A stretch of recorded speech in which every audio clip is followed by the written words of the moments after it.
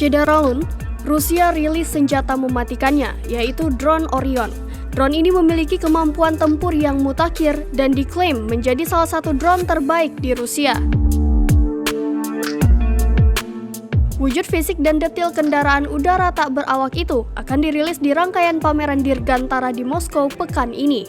Drone anyar itu dilengkapi bom dan roket yang akan memungkinkannya menghancurkan instalasi musuh, formasi pasukan, dan kendaraan yang sedang bergerak.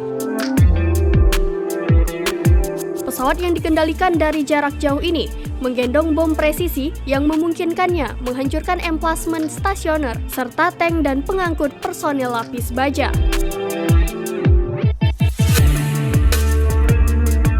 Orion mampu terbang 7 km di atas tanah, memiliki lebar sayap 16 meter dan muatan bom maksimum 200 kg.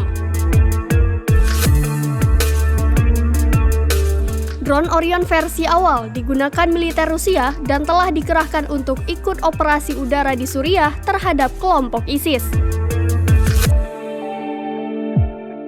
Mereka akan mendorong produksi drone pengintaian dan penyerang. Selain itu, sejumlah drone baru termasuk versi bersenjata lengkap saat ini sedang dalam pengembangan.